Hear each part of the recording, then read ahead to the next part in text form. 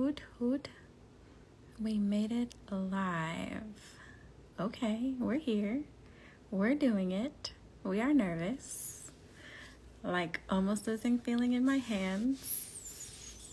Not almost losing feeling in my hands. Okay, good morning, good afternoon, good evening. I'm not sure when you will see this, but I posted last week that I need to be obedient to what God has called me to do, and because it felt like it was so outside of my comfort zone and outside of everything that I just ever wanted to do, I have been sort of like swatting God's hand away. And I said I better stop playing with God before he stopped playing with me, and I don't want God to stop playing with me. Okay, so this week I'm going to be sharing with you my journey to Affirmed Armor.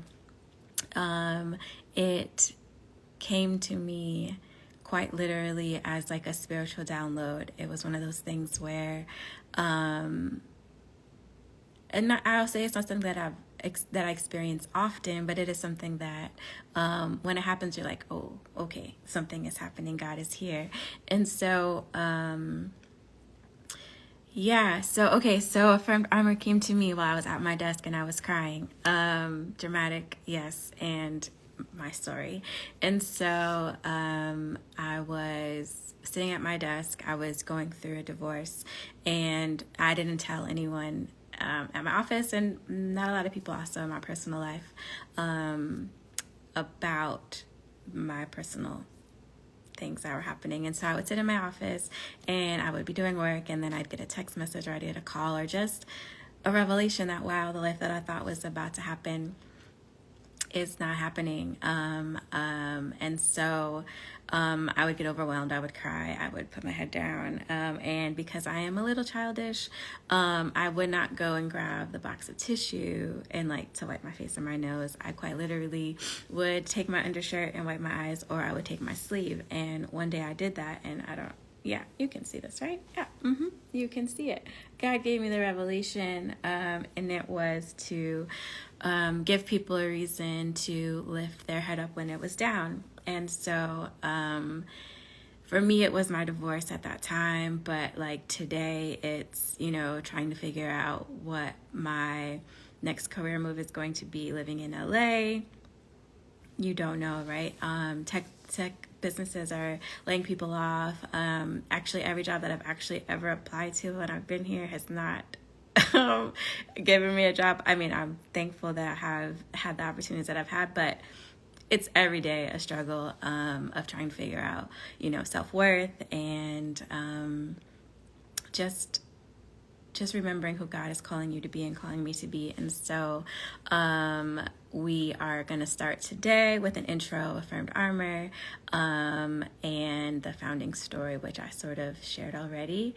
But I would say that because I was not that girl to be shopping. Like I was more so like I wanted Barbies, but like I wanted toys. I didn't want clothes. I wanted experiences. I wanted electronics. I don't want a new pair of shoes. I don't want a new shirt. I like it when it appears in my closet, but I don't want to go be the person to find it. And so when God said, okay, you're going to make this an apparel brand, I was like, I think you have the wrong Ashlee. Like an Ashlee with the 2 E's is me. You want an EY.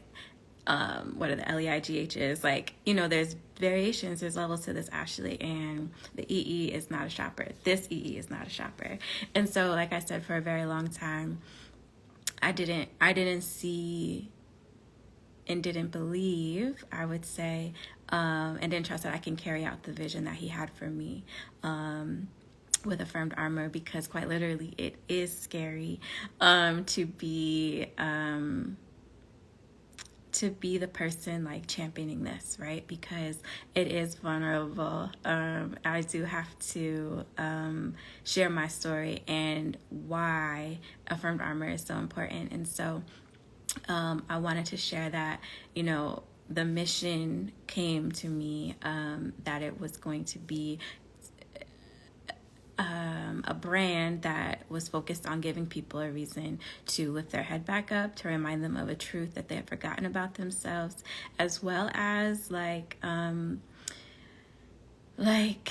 because I feel like there's a transition. There was a part where I felt a lot of shame in my story, and then there was a part where I started to own it, and I realized like I needed to be reminded that I was enough. And then there was a point where it didn't need to be a reminder. It was a declaration. Like, I am enough. I can do this. I am able. And so I've dealt with many iterations of how to present the brand in regards to design and things that are offered.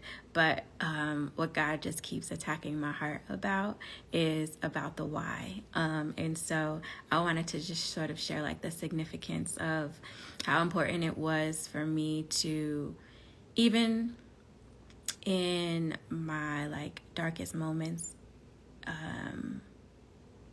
during the divorce, it was more so that I was doing it by myself. I strongly encourage everyone to have a community and utilize their community, because most people do have one. But at the time, I didn't feel like it was. I didn't know how to communicate what I was going through. I think that's the best way to say that. I had definitely a community with me and around me, but I was not truthful with them. And a lot of people just thought I was in marital bliss, and they were like, oh, let me give them, their privacy. Thank you. It helped me as I was going through my sadness, because I didn't have to, it was easier to hide it. I didn't have to put on the front, which I think I just worked out in real time. But yeah, so the significance to empower myself and others. It was my faith has always been something that has been incredibly important to me. I remember my aim, or was it the away messages? Like, I used to be like, Jesus is my homeboy, like always a rider for the Lord, right? And I feel strongly that, he rides for me as well. And this was something that totally like turned my life upside down, in the fact that I really and truly thought this was going to be a forever thing, right? And so then when it wasn't a forever thing, it's like, oof, what do we do? How are we doing it? And I won't say I stepped away from my faith, because I didn't, but I did have pause. I was angry with God, and very much so confused as to what I should be doing. I still went to church. I still involved myself. I probably didn't read the Bible as much, but I did for sure still go to church or watch sermons that would help to uplift my spirits. But the truth of the matter is that everything was already inside of me, and I needed to learn that I could speak the words that God has spoken to me over my life, to remind me that I am enough, or to remind me that through Him all things are possible. And quite literally, when my head was down that day and I had my undershirt on, it was like the digital download that it said truly like, God's got you. And for me, it's sort of selfish to keep that to myself, because it's true. God really does have us, even when it doesn't feel like it. And so Affirmed Armor, the apparel, right, this sweatshirt, I wear it now as like a reminder, like I really am enough. And in those moments when I forget it, or I'm struggling a little bit, it is very nice to me to have this reminder on my sleeve. And I showed it before, but here we go, boom, there in the camera.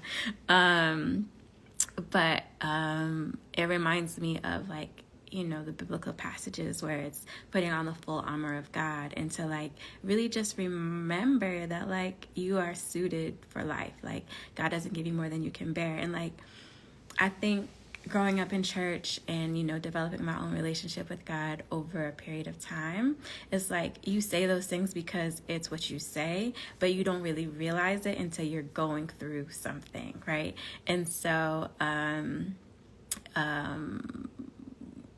yeah, like God really really had me through that whole process, and the fact that I remained sane, and the fact that I remained joyful, and even that I continue to pray for all parties that are involved in my sadness.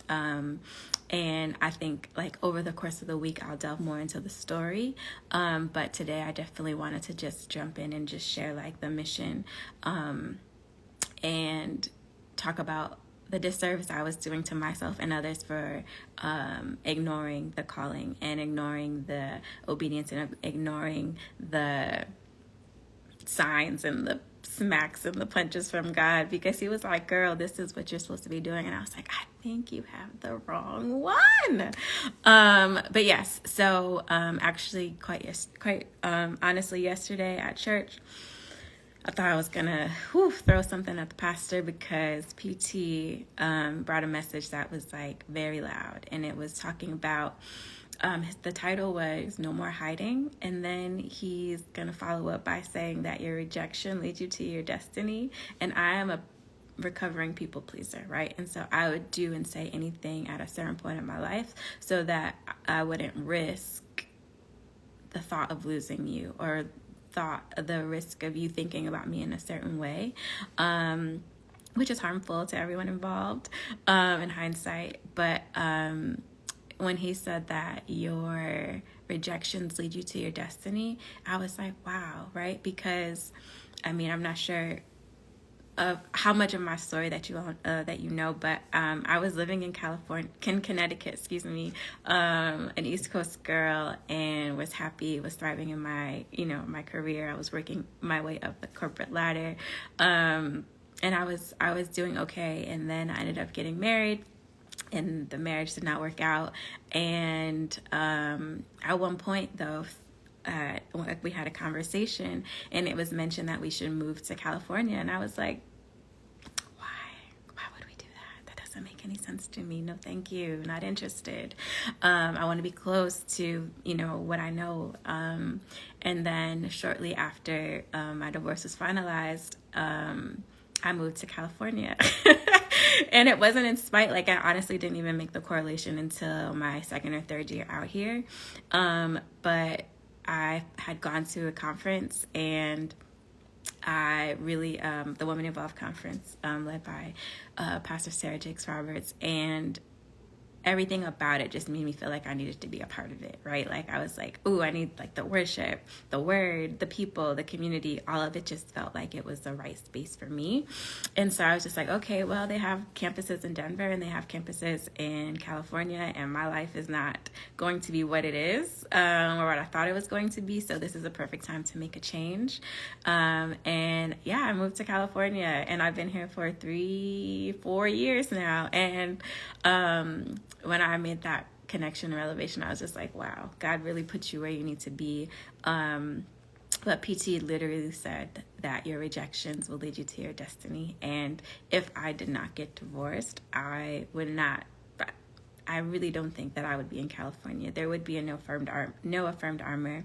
All of the projects and things that I've been working on, like, it would not be a thing. And like, rewind, when I was in Connecticut, I didn't even know how to dream or pray for the life that is happening now. And so it's all a lot, and I don't want to be rambling. Shouts out to the team.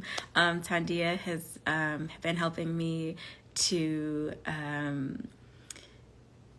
organize my thoughts, and to be able to produce this level of content. Well, not this level, but the rollout of this content, and to help me be serious about Affirmed Armor, because I know that I can't do it alone because I've been trying and I haven't. And so I needed some accountability. So shout out to Raj, who is the CMO, and to Tandia, who's been helping to get the social up. Like, I have not been doing social. That is not me, because it's not me. I'm helping other people do theirs and everything. And so I'm thankful that I'm able to start to build this small team to bring this to you in the way that God has shown me. And so, yeah, man, thank you. Yeah,